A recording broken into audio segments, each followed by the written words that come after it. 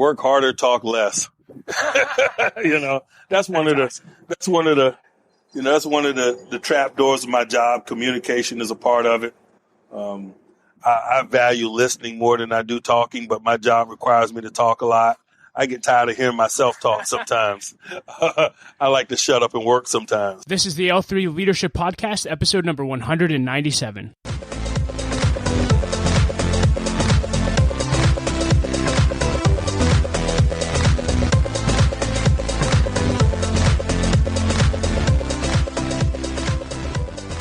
What's up, everyone, and welcome to another episode of the L3 Leadership Podcast. My name is Doug Smith, and I am your host. I hope you're doing well.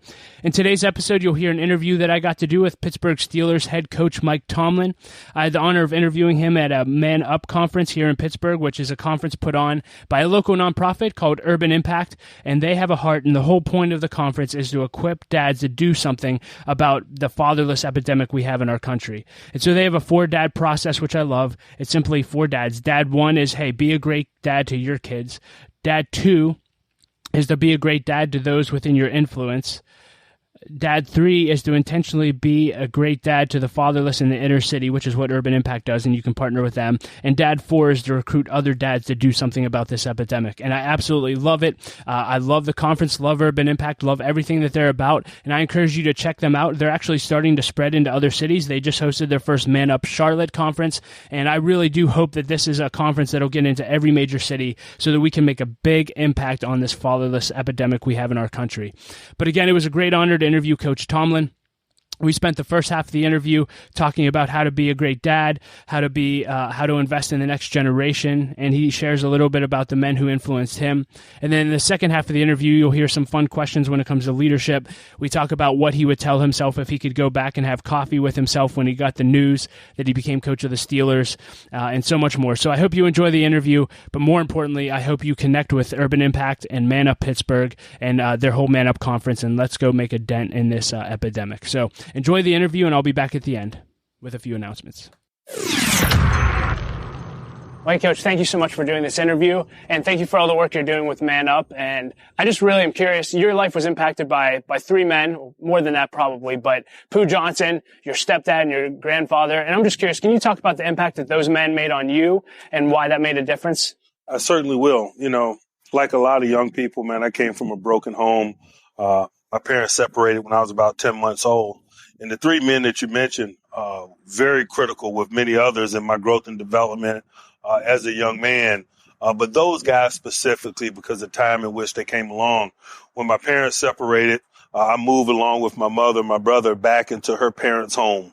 And so my grandfather was the central male role model and figure in my life for the next several years. And then as I got older and started going to school and doing things that young people do, the Boys and Girls Club became a central part of our life, the location, the activities that were done out of the Boys Club when we weren't in school. And there were men like Pooh Johnson that were critical to my growth and development there. Pooh ran the Boys Club, and he raised generations of young people just like myself who consider him very significant in their lives. And then my mother got remarried, and a stepfather came into my life, and I always want to highlight that because, man, he loved me and my brother and my mother and really came along at a great time for us and was a surrogate dad for us in a lot of ways. So, and it just goes to show in the midst of a lot of negativity that's associated with broken homes, that I was really blessed and from a variety of people at a variety of times to provide that significant positive male role model in my life.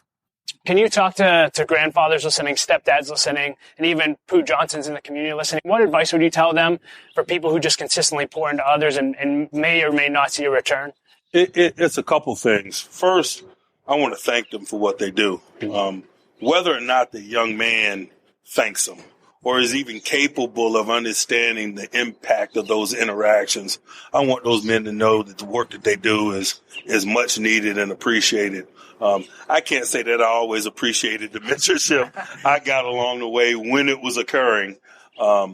But through the grace of God, man, time has afforded me the opportunity to see how significant those men were for me. So I encourage them, man, to continue to do what they're doing, regardless of whether or not they see the fruit of that. And I'll also challenge them. There are a lot of young people in our close proximity in the communities in which we live, and we're around them every day.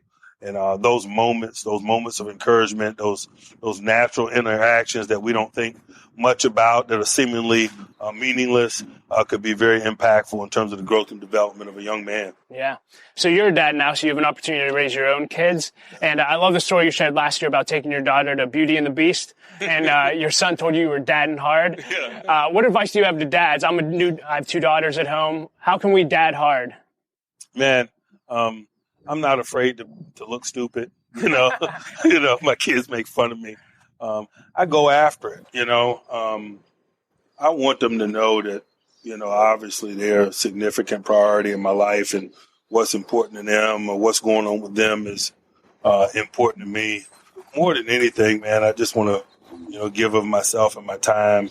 I definitely don't have all the answers. I think that's one of the reasons why we're doing this conference. I'm trying to be better. I'm learning and getting inspired by the men that I'm shoulder to shoulder with here today, so that I can better be the dad that I need to be. Love it. You've been a coach now for, I believe, over 10 seasons. If you could go back and have coffee with yourself when you got the news that you were going to be the head coach of the Steelers, what would you tell that Mike Tomlin? Wow. I'd probably be more pointed about how I utilize the platform.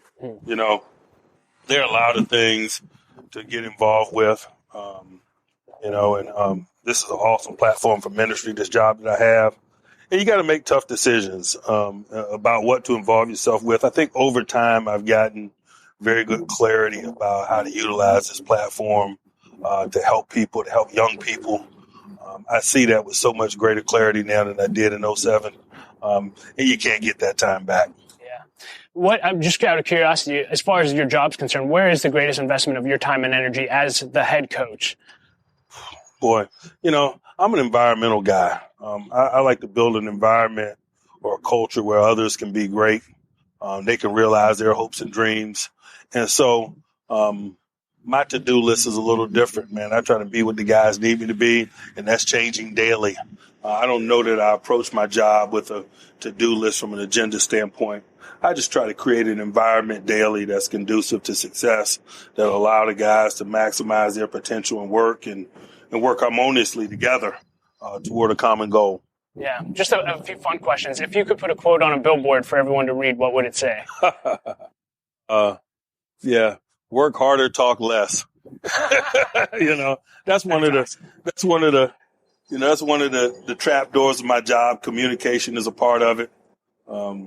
I value listening more than I do talking, but my job requires me to talk a lot. I get tired of hearing myself talk sometimes. I like to shut up and work sometimes. Yeah. Is there anything on your bucket list left to do? Like, what do you want? What's on there? Oh my gosh. Man, I hadn't even scratched the surface. In football and life, man, I'm just excited about what God has in store for me, man, the challenges and opportunities that I'm presented daily. And I realize that if I'm open to it, man, awesome things happen. So I can't wait to see what's in store for me next. That's awesome. Anything else you want to leave leaders with today? I appreciate what they do. I know oftentimes it's a thankless position, but I also challenge them. Leadership is an awesome blessing, one that we should take very seriously, man, and utilize that blessing for our community's good. And that's all I'm trying to do. I challenge others to do the same. Yeah. Thanks for all you do, Mike. Appreciate it. My man. Appreciate it. Well, hey, everyone, thank you so much for listening to my interview with Coach Tomlin. I hope that you enjoyed it. But again, more importantly, the emphasis of this episode is to help you to get involved with doing something about the fatherless epidemic. I encourage you to get involved with Urban Impact, whether you're local or not. Maybe you're listening to this in a city and you're saying, hey, I would love to host a Man Up conference in our city. Maybe you could do that one day. So again, I encourage you to Google Urban Impact Pittsburgh. Check them out. Just Google Man Up Conference and you can find out more information about them. And I'll include links to all of those in the show notes as well. So thank you so much for listening. I hope you have a great day and I will be back next episode.